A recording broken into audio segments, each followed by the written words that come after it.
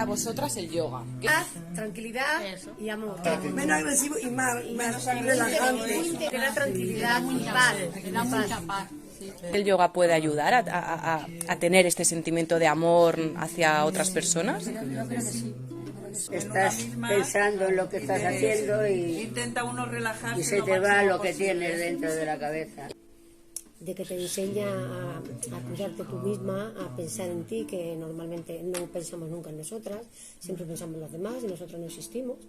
Tuvierais, pues no sé, 30 años o 20, ¿os gustaría hacer yoga o...? Claro, más que hoy.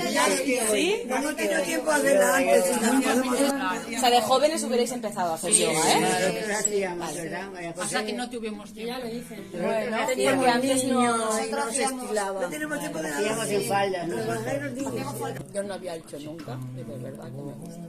Qué bien. Me quedo muy tranquilo. Ese es el objetivo. Sí, sí.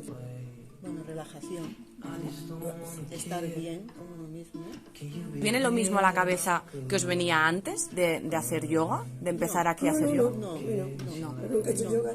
Me va muy bien, me va estupendamente el No yoga. había hecho nunca. Y la verdad es que me encuentro muy bien. Te quedan nuevas, ¿eh? De quedar-nos. Hola, jo sóc la Mar, de Mar de Yoga, i el que acabeu de veure forma part del projecte social de ioga per a persones grans que s'ha iniciat a l'Ajuntament de Cànoves i Samalús. Un dels objectius principals és poder millorar la qualitat de vida i el benestar de les persones grans que hi participen, afavorint la seva inclusió i vinculació al poble. La premissa d'aquest vídeo és poder apropar tota la població als beneficis del ioga, una pràctica que considerem mil·lenària i que és per a totes i tots, sigui quina sigui la nostra edat, sexe, gènere, origen, situació social, de salut o econòmica.